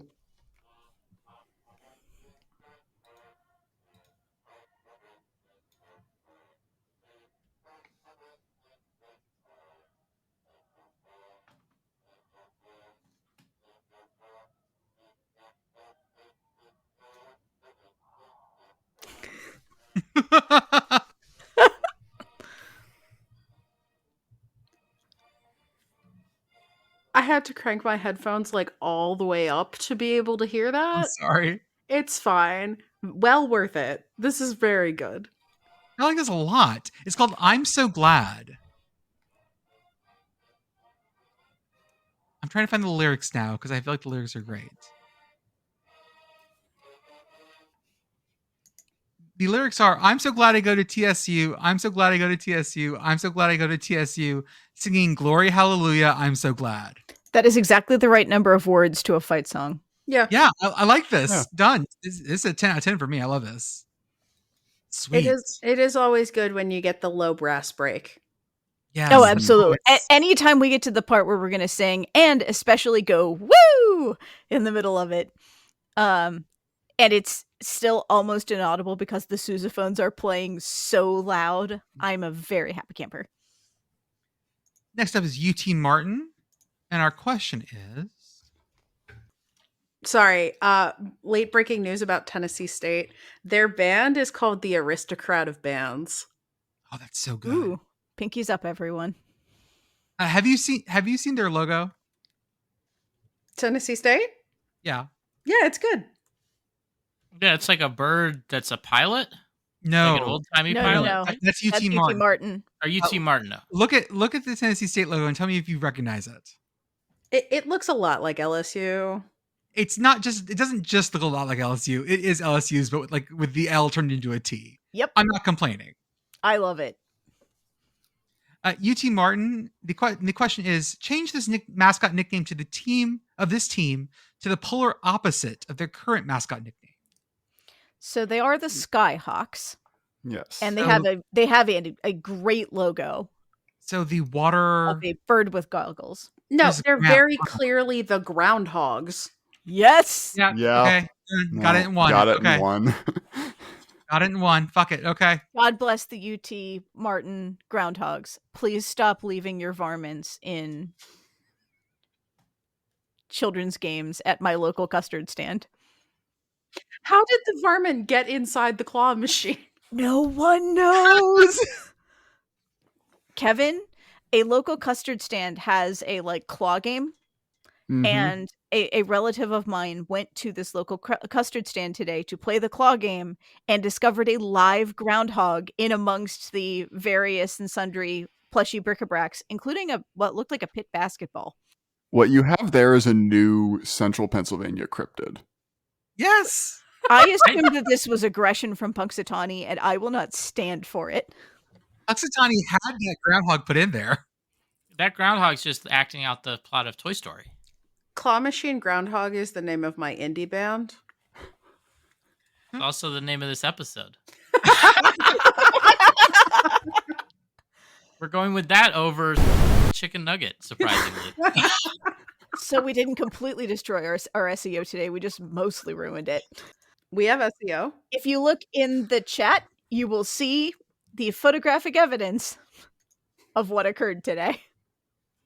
Yep. No, it's just a critter in there. It's just a critter hanging out with the plushies. Why is he giving so much side eye?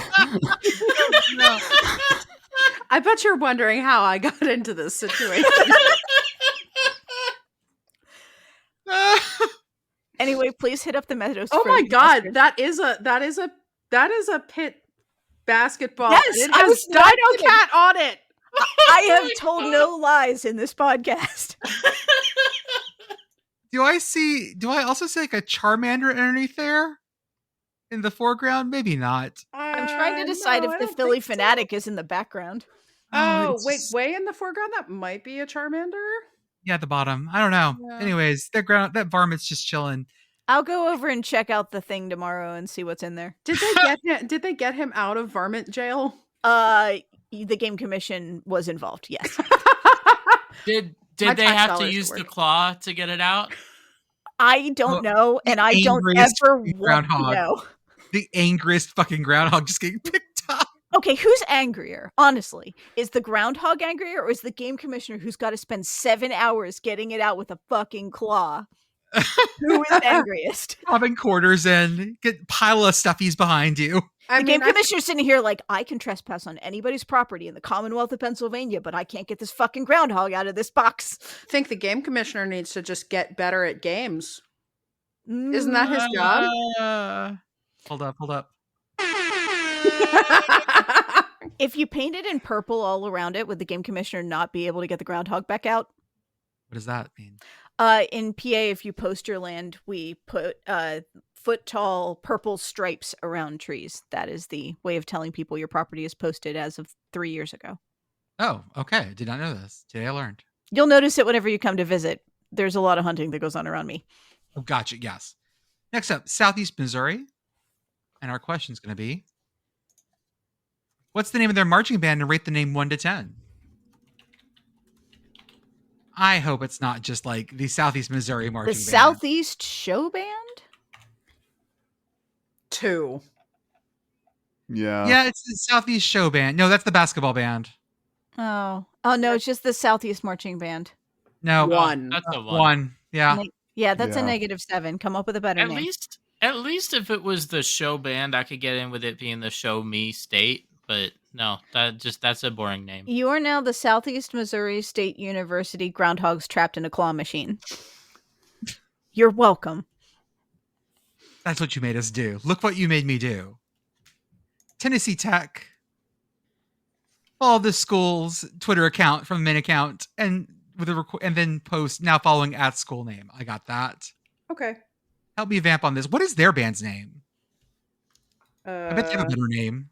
Tennessee Tech Marching Band. The Tennessee Tech University Golden Eagle Marching Band. Okay, that's better. They're at least core style, so that's fun. Okay, that is fun. Especially rounding into DCI season. I haven't looked at the latest scores. It does not look as if we're going to get another repeat. Okay, well then. There is still blue at the top. That is all I shall say. Ooh. Okay, just posted. We're good to go. Well done. And lastly, Charleston Southern. Our question is, who's their candidate for the all-name team? Okay. I hope they put up their 2024 roster. Let's see. Thank you, Google. You already know what I want. 2024 football roster. Oh yeah. Okay, we got to find an all-name team here, or at least some good names. Octavius Ison. That one's pretty good. They have a Zoltan. They do have Zoltan a Osborne Zoltan. is also. But it's not spelled like Zoltan, the thing from Dude Where's My Car. It's just Zoltan. I have a Caleb Eichelberger. That's a common one around me. Yeah, that's not around here. These are all just like, let's see. They've got a lot of people who have just like dude names. Yeah. Like Robert Wilson. That's just a guy. Can I just throw out Ross Rambo? Yeah, you can. The best part about Ross Rambo is he's a long snapper. Well, if we'd like to go back yeah. to the beginning of the episode and talking about Mission Impossible, we have an Ethan Hunt on the team. Oh, there you go. Done. That's easy. A different callback to the earlier in the episode. We do also have a Steve with an unpronounceable last name. I'm going to try. I'm guessing Zayakowski? Is that Yeah, Zayakowski, probably. Number 58, linebacker. Steve. Okay, there we go. Well, that was our Ohio Valley Conference / Big South preview. And now we are on to our other United Conference, which is the literal United Athletic Conference. This takes the remaining football members of the Atlantic Sun and the remaining football members of the WAC and smushes them together. And then a bunch of schools left, including Stephen F. Austin and UTRGV, who never even played a game there and took off. So here we go.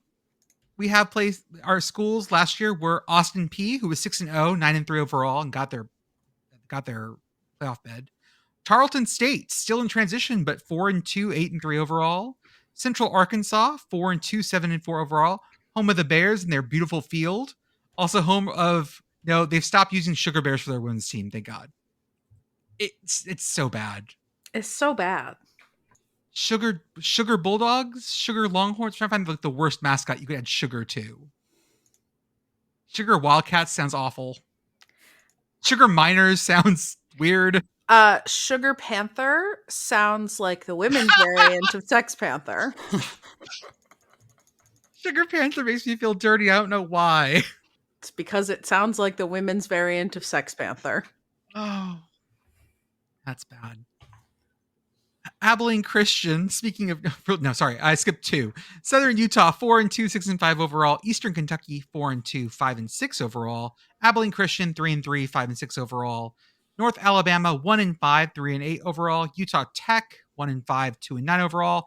And Stephen F. Austin last year was 0-6, 3-8 overall in the United Athletic Conference, and they are getting their asses back to the Southland. I love that this conference, right, started in 2021. They currently have 3 founding members in the conference. Oh yeah, no, it has been a bit of chaos. And when we talked about this last time, like it was set up to be, oh, we're all going to join the WAC and we're all going to go to FBS together and we're all going to get matching tattoos and we're all going to be best friends forever and ever and ever. And I mean, three of the teams that joined initially did actually make the jump. It's just that they got invites from Conference USA after realignment started at the top of FBS and then cascaded down, right? Because Jacksonville State, Kennesaw State, and Sam Houston were all in this conference initially, and they all got their tickets. I've got a golden ticket. You guys remember the Alliance? Yeah, Alliance forever. I'm a big Alliance fan. Watching the Olympics, like, you know how many Alliance alumni, like people that attended? Oh, I should put that schools out. In the Alliance. I should. Put that we out. should actually put that out. Yeah, actually, that's really put the medal standings for the Alliance would be off the charts because you get all of the Pac-12. Mm-hmm. It really is all the former Pac-12 that's doing all the heavy lifting, but you get all of that with the Alliance. Oh, that's so good. Okay, yes, we'll do that. Okay, first up on our UAC is Utah Tech, Trailblazers, and the question is, most famous alumni from that school.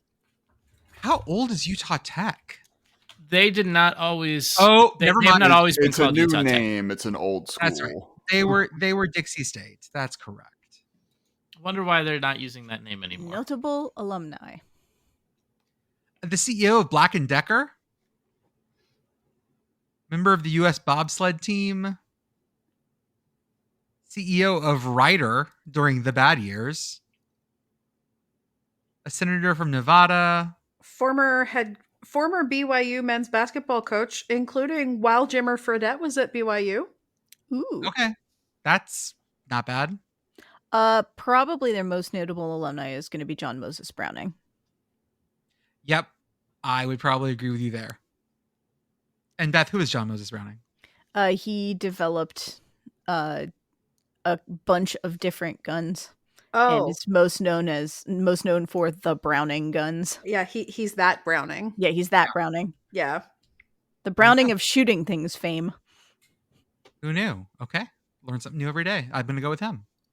Next up, Abilene Christian. And our question is, read 1-star Google reviews for this university. Oh boy. Oh, let's see here. Okay. Abilene Christian University. Where do you even find Google reviews for universities? So you look it up. Reviews. 1-star reviews. Go, Beth. Oh, okay, I found it. There's 85 reviews. False advertisement. Not a Christian university. Thumbs down. Oh. Ooh. I think you are controlling, threatening kids for eating at Hooters with being kicked out of the school. I would never let my kids or grandkids go there ever. 6 prayer emojis as a response. Oh, this is. There's not that many 1-star. We've read the good ones. There's only like 2 more. One is, while it might be a good school, it was not the place for me. Too many restrictions. And there's one that actually I didn't want to put a professor on blast. Yeah, I'm not going to read this one because it's just trashing one professor. Probably not what Google reviews are. But I did like the other one that we didn't read. It's just the emoji for A and an American flag. I would like to, if you expand out the one about the professor, I will leave the professor nameless for his own protection and read only the second half of the review. This professor, quote, was the most disappointing part of my whole experience in America. His abilities are questionable. I would kill for that kind of review. The best part about it is that person has 2 reviews on Google. He reviewed Abilene Christian University, or they, I'm not sure.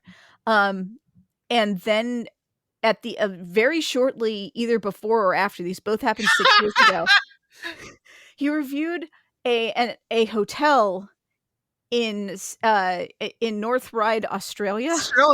in Greater Sydney. Yes.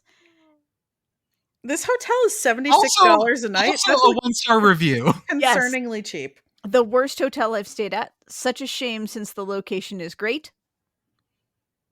The room was also very bad and small. I felt deceived from the photos and they just laughed at me. Oh. Poor guy went to America, had a shitty professor, then went to Australia, and they were like, fuck you. Oh, this is a sad story. I hope Christian. Okay, so things went better for this person. Just for fun, I looked up my Google reviews to see if I've left any 1-star reviews, and I have. Ooh. Oh. Spill the tea. I'm going to just read the review. Can you guess what it is? Okay. What the review is on. Review. The new name is trash. Heinzfield. Yep. Acrisure Stadium. I can't wait to go to Acrisure Stadium. Sentences no one has ever said. Whenever I tell people, I get so excited. I'm like, oh yeah, I'm going to Pittsburgh in a couple weeks. And the response is always, why? This is because everybody outside Pittsburgh thinks it's still 1970 in Pittsburgh. Yeah, I know, but it's just I'm like kind of happy to keep. It kind of is like, hey, it's not all smoggy and gross. They even power washed the cathedral. They did do that. That is true. Yep. Next up is the Tarleton State Texans. And our question is, Arthur, a full Yinzer reading of their schedule, please. Oh boy. Okay. Let's find out who they're playing in that. Let's see. I get mad sometimes when I type in like a school schedule 2024 and it brings me like their academic calendar. Why would I want that? Can't believe you didn't Google them to play school. Okay, I found it. Here we go. Yeah, I found it. I got it pulled up too. Let me move it to the other screen so I can speak into the mic better. Okay, they're starting out on August 24th. They're playing McNeese. That says Purple Lot Freshman Run presented by the Grove. That is a home game, I believe. It is. I don't know where Tarleton is. Stephenville, Texas. Okay, Stephenville. Why wouldn't they be in Tarleton, Texas? That doesn't make sense to me. But then they go at Baylor. So that is on August 31st. And that game is in Waco, Texas at Baylor. They got to play at Houston Christian in Husky Stadium. That's the one where you see the CVS. They play at North Alabama. That's their first conference game. Braley Stadium. Yeah. I don't know how you say that. Braley, sure. Then they have, get excited for this, folks. It's family weekend for Southeastern Louisiana. Then they go on the road to play Southern Utah. That one is in Cedar City, Utah, at Eccles Coliseum. Is that the same Eccles that the other one is named after too? I don't know. How many Eccles do you think there are in Utah? I mean, there's probably a lot of them. How many Romneys are there in Utah? I don't know. Kind of a lot, actually. Their next game is homecoming. So that's October 12th against Utah Tech at home. Then they go at Austin Peay in Clarksville, Tennessee, Forterra Stadium. Ooh. Home against Eastern Kentucky. That's Legends game. At West Georgia, which West Georgia, like that's a brand new to Division I school right there. Oh, that's right. They're moving Carrollton, Georgia, University Stadium. Then they have 2 home games to close it out. So they have Abilene Christian. Mm-hmm. That's military appreciation, right? Obviously, November 16th, kind of close to Veterans Day. Got to do the military appreciation. And then their final game of the year is, of course, Senior Day. It's against Central Arkansas. They don't have to go to that beautiful field. They host Central Arkansas right at Memorial Stadium, which it's their Memorial Stadium, not all the other Memorial Stadiums out there. It's the Memorial Stadium in Stephenville, Texas. That's where they play their games. Put a pin in this. We need to find the weirdest theme days we can this year. Okay. Like, because there's like Military Day, whatever day, but I want to find the weird ones. Like if someone has like a Salute to Artichokes Day or something. There's the standards, but someone's got to be hiding something weird. Are we specifying for football? Because I could just look up the Portland Pickles right now. No. Like, say not minor league baseball, not basketball, where there's so many games. I want something where like you only get 6 home games. So you have to spend one of them saluting like the cassowary. Right, the weird one, because you got to have Senior Day, you got to have Homecoming, you got to have like Parent Day, Band Day, whatever. I like the weird one. What's the weird one? Well, right now I'm going to shout out one for you. Rib Fest. Yep. What's that? Rib Fest is held Labor Day weekend, which is also always Pitt's first home game against, or almost always Pitt's first home game against random FCS and or MAC team. And there's just food trucks out in front of Heinz Field that all have ribs. Specifically ribs. Like this, it's not just like, oh, like we're going to have a food truck meetup. Like, no, like people come from all over, like specifically exclusively rib themed. Yeah. That is your Wofford game this year. That's your Wofford game. It's Kent State this year, but yes. Oh, do they put fries on the ribs? Oh, sorry. This is a different one. Yeah, we played Wofford last year. Oh, yeah. Sorry, I was one off. It was that Wofford game was very satisfying. Because you got Ribs Fest and you got Wofford's head coach. Like that was the highlight of the season. Yeah, and we had hope for Pitt football, which was like the only time that happened last season. Also, apparently at Acrisure Stadium on September 2nd, the 10th annual Cornhole Classic. Feels like something that needs to be in a big stadium. Next up, Austin Peay University. And we have... No, I'm not... Commish isn't here. No, you're not going to ask me to tackle that? I'll pass on that. Pair the watching this team's games with an alcoholic beverage or narcotic. Let's see here. What does Austin Peay's schedule look like this year? Last year, they were okay, not great. Austin Peay opens at Louisville. Well, that's fun. Is it? I like Louisville Stadium sort of being in the middle of nowhere. I'm sorry, I said they weren't good last year. They won the conference last year. I'm sorry. I had them flipped with someone else. It feels very in the middle of nowhere. Well, playing, like being the FCS team, being the bye game for Louisville, I'm just going to say that specific game is the mint julep made by that one bartender that went viral on YouTube. If you know what I'm talking about, you know. I'll drop it in like the chat, but y'all know that video, right? Which is the like the 4 cups of bourbon. Yeah. Yeah, that one. Yeah, hell yeah. I feel like where even is Austin Peay? Now I'm having to. It's in Tennessee. Yes, they're in Clarksville, Tennessee. A friend of mine just got their marching band director job. So it's Shine. So it's Shine, basically. Is this enough appellation that you could say claim moonshine on this? Maybe. It's It is not really in the like mountainy part of Tennessee, from what it looks like. No, it's in the flat part. It's up. No, like this is the part of the state where you probably get your moonshine. You know, like as an Old Smoky or whatever, which is not moonshine. This is bourbon. This is bourbon country. Yeah. Tennessee whiskey.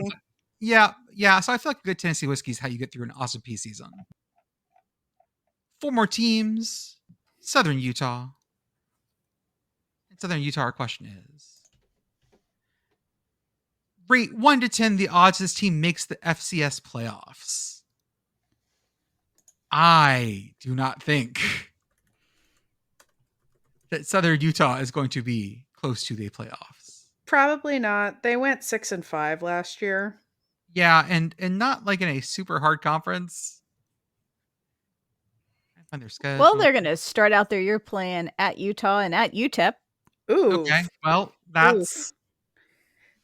Yeah, 2 of their losses last year were at Arizona State and at BYU. They played Arizona State pretty close. They lost 21-24 to open the season. God bless them. When was that? Was that last year? August 31st. It was a Thursday. I don't remember that. Yeah, I don't remember that either. I don't know how we missed that. There's a lot of football. Yeah. We were probably very sleepy at the time. I mean, I'm so EP. Is that the word I use? EP? This is where you use EP. Good job. Oh, good. Here's my thing in terms of like odds to basically win the conference, right? Because there's only 9 teams there. So like 1 in 9. Yeah. Fewer than that because Charleston State can't get the spot. 1 in 8? Yeah, about. I guess because West Georgia just came up. You know, West Georgia isn't on this wheel, but I'm going to throw them in right now as our next team. Did we just forget West Georgia? It wasn't on the wheel. And so what we're talking about West Georgia, I'm not going to spin the wheel. I just want to find out who West Georgia is actually playing this year. I just want to look at their fucking schedule. That's look at us doing an actual preview, kind of. I'm just interested because they're like brand new, and I feel like we need to at least look at them. Yeah, what's their first game as a Division the Wolves, football team? And they're playing Samford. Samford. Yeah. Okay. That's sort of like your in-state. Then at Abilene Christian, it's a conference game. At Eastern Kentucky, conference game. Bye week. North Alabama at home. Austin Peay at home. At Central Arkansas. Playing the Shorter Hawks. Oh, what is this? They don't even as have opposed a to logo the on taller Google. Hawks. The Shorter Hawks. The Shorter University. They are a private nonprofit in Private Baptist University in Rome, Georgia, founded in 1873. D2, from what I can see. Okay, yeah, they're D2. Yep, in Conference Carolinas. Okay. And then they have the Southern Utah Thunderbirds, and then they play the Lincoln, California Oaklanders. Have they joined a conference yet? They weren't even like in NAIA for a while. Oh, I clicked on their link and I got a 404 not found. Wait, you did? Yes. Lincoln, California appears to be the Lions. Men's football, the website works, but it doesn't have a whole lot on it. Has not been updated since early 2020. No, recent posts. Coach Roni Johnson, from Diamond Glory to Coaching Greatness, June 25th, 2024. I do not see the football schedule. According to Wikipedia, they are independent. The Okay. front of their jersey all says Oaks on it in cursive. Okay, I have their schedule. I think, let me see, because it's a graphic. It says Call of Idaho. I assume that's College of Idaho. That's their NAIA. Yep, that's they play Northern Arizona, Okay. Southern Oregon, D2. Missouri S&T, Oh, that's D2. Weber International. Hold up. 2 Bs. Yeah, 2 Bs, like Chris It Weber. looks like Maybe the he has it. mascot's a knight. They're a private university in Florida somewhere. Uh, They're NAIA. Okay. Then Lincoln University. I'm not sure if there's more than one Lincoln, which one it is, but it's one of them. There's a bunch. Yeah. I don't mean, know. the one that I know of is the one in Pennsylvania. I assume it's not that one. The one in Pennsylvania is an HBCU. Okay. Okay, well, I'll keep going. Then we have one that says SAV State. I'm guessing Savannah State. Yes. Which I know they used to be D1, and I think they dropped to D2. Yeah, they're D2 now. Then there's one that says NE State with like a green bird as the logo. I could just add this picture to our chat so y'all can see it instead of me trying to decipher it. But I mean, Northeastern has a bird, so that's probably them. yeah, maybe Northeastern Northeastern State. So that we talked about West Georgia. They play Mercyhurst, and they finish up versus FMU with like a lion logo. Let's see, that's going to be the Florida Memorial University. Okay, so they're playing schools all over the country. Also, this schedule does not tell me at all if any of these games are home or away. It just says. So I don't believe they play any home games. They It's do not have a Northeastern State. stadium. I checked. Oh my god. Their we got a Road Warrior college football team? Yeah, they did this last year too. And in another throwback to like our best season of all time from last offseason, their head coach is also their athletic director. Yay! Classic. It's a classic. We love a multi-job. They're trying to join, I believe, the NCCAA. There you go. Okay, Western Georgia. That's your preview. Yeah, Also, congratulations, West Georgia. We've previewed you by previewing Lincoln of California, a school none of us knew existed until 5 minutes ago. there we go. Next It's a big up, day for everyone. Eastern Kentucky. I already did I'll do it again. The Jordan imitating Commish for their schedule. Eastern Kentucky, the Colonels. Let me find it. Oh, they start at Davis Wade Stadium. And then they go to WKU at Houchin Smith Stadium. Then they're at home at Roy Kidd Stadium. They go to Southern Utah, Echoes Coliseum. Then Abilene Christian, Wildcat Stadium. Utah Tech's Roy Kidd. Nope, they're home at that one. They go to Tarleton Tate Memorial Stadium. And then they go Austin Peay at Forterra Stadium. That's all I got. I only have one thing for him. Yeah, it's okay. North Alabama also just made a transition from D2. Will their coach pull a Scott Satterfield, Jeff Halfley, and get a new job before they are fired? Let's find out who North Alabama's football coach is. Once again, Brent Dearman. Brent Dearman. Brent, okay. University of North Alabama. Last season was his first season, so he's 3-8 in his career there.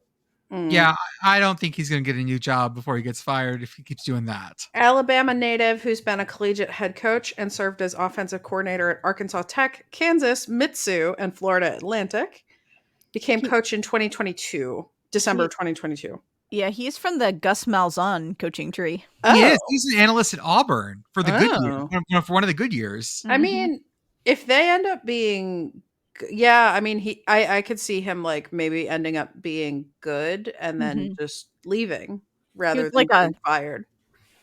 Yeah, if he's bad enough to get fired, I don't think he would be getting hired somewhere. Yeah. But like it would have to be a step down. Like it would have to be like an assistant or like an analyst position at like an SEC school or something like that, Yeah. where you're taking a step down from being a head coach. Or like But South Al OC or something like that. yeah, something like that. Like North Alabama is fairly new to Division 1 as Very well, new, so they're yes. not exactly like itching. Yeah, like they don't necessarily. I don't want to say like they don't have high expectations, but like it's not like this is like a job where I feel like there's like tons of pressure to win right away. Last is Central Arkansas, and the only question I'm going to ask is, y'all, what do you think of that field? Really? Love it. Is it hard? Is it like, have you guys ever watched a game on this turf? Yes, No. it's hard to watch. That does not change the fact that I love it. Okay, because I was going to say it is hard to watch. I actually have a Central Arkansas like trivia fact here. So have you guys ever heard of Left Behind, specifically the movies? Yes. Yes. Okay, so they made like the original movies in like the 2000s. Then they rebooted it in like the mid 2010s. Yep. They made a new Left Behind movie starring Nicolas Cage Why? as an airline pilot. Okay. But his atheist daughter goes to Central Arkansas. And when I watched this movie because I will watch anything Nicolas Cage is in. Yeah. And I actually reached out to Jason Kirk. Like I messaged him. I was like, hey, like, is there anything like significant to evangelicals specifically about Central Arkansas? And couldn't think of anything. So they just filmmakers just happened to pick Central Arkansas. I don't know. I never could figure out why Central Arkansas. Can y'all imagine having your football camp on that field? Is it? I wonder if it's like, and it's probably not, thanks to Matt Brown's hard work at Extra Points. We know that the black field at that school in New York, the SUNY school, is not that much hotter than a regular field is. But I do find myself wondering if it is like, if you can like sort of hop back and forth between the gray stripe and the purple stripe and like feel a temperature difference. I bet you could. I feel like if I was running on that field, I would feel faster on the purple parts. I was thinking that if I were running on that field, I would get like vertigo like crazy if I looked down. It's like when you get the like zoom arrows in Mario Kart. Oh, we should talk about putting those in football. Like real, like just the concept of zoom arrows. Out of all the things in Mario Kart that you're going to put into football, you're going to put in the zoom arrows. No, I want to see like a football field that has like a way like they do like the design where like it's actually flat, but like it looks 3D. Just to like really mess with people. Mm-hmm. Like just mess with your depth perception. Oh, like all that. Like the fucking TCU basketball court. Right, but I'm saying like go like even like make it look like there's just like a hole or something. I don't know. Listeners, if you've never looked at the fucking TCU basketball court, that one actually makes me nauseous to watch games on. Yeah, because it looks like it's undulating. Yeah, we talk about this like every time TCU basketball comes up. Oh, God. It is like dazzle camouflage a little bit. Yeah, that's just unpleasant. Well, we only have 2 more teams left in FCS, and we've covered everyone. We have our 2 independents, Merrimack or Sacred Heart. Merrimack is first. They just left the NEC. And our question is going to be, lowest rated food establishment in their city. Y'all, I don't know where Merrimack College is. It's in Massachusetts? It's in North Andover. Yeah, it's in North Andover, Massachusetts. Okay, then it has to be like the worst Dunkin' Donuts or something around there. Worst dining experience ever. Review of Buono Bistro, North Andover, Massachusetts. 1 star. From 2011. Oh God, this is a really long review. Is it funny?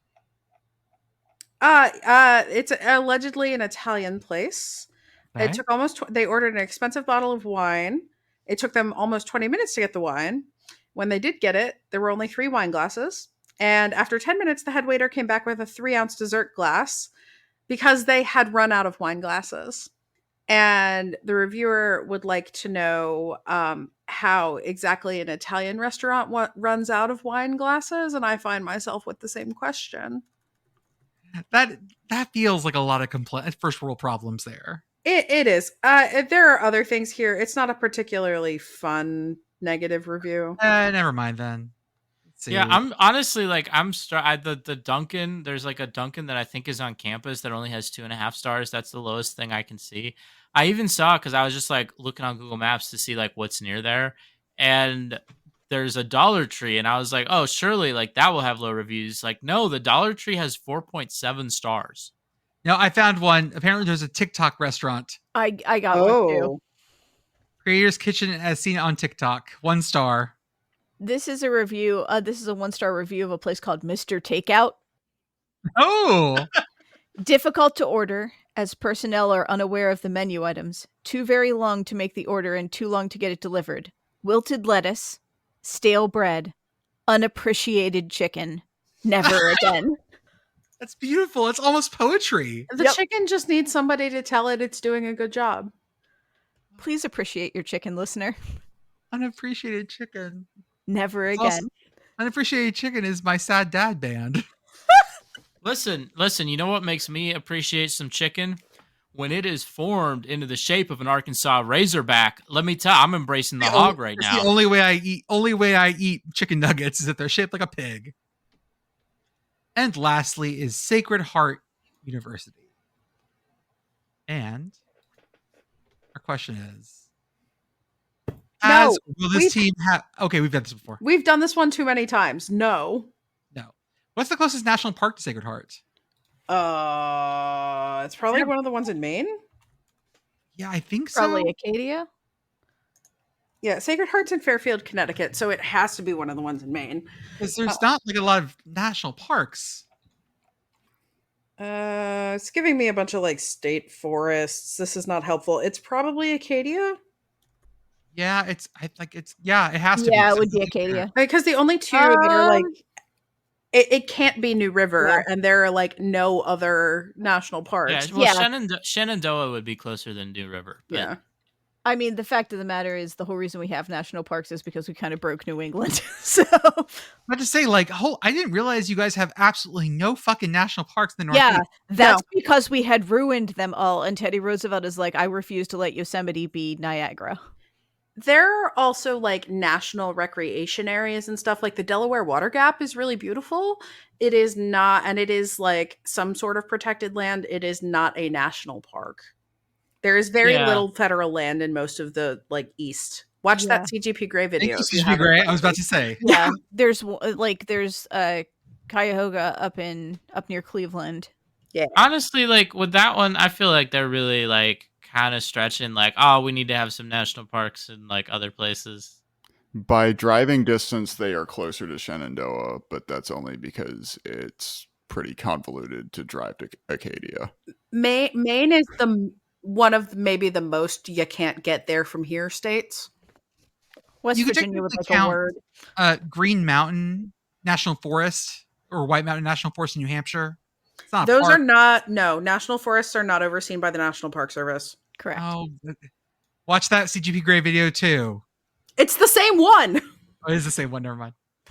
Folks, we did all of National Forest. We did all of FCS. We did it. We did it. Congrats. I mean, it took multiple weeks. Like it's. I know, but we did it. We did do it, and that means that we're on to FBS now. Oh, we're not done. Come after me. I'm a man. I'm 40. Boy. Yeah, you really got to get other buttons, Jordan. I need more buttons. Let me take care of it. It takes me some time. Folks, I hope you enjoyed this. We are on for Sundays. This will release on Thursday, and then we'll record for next week. We will talk about our first FCS conferences. I don't have the schedule in front of me. We'll have special guests. We'll have lots of fun, and we will get you to the season as soon as possible. Enjoy your Olympics. And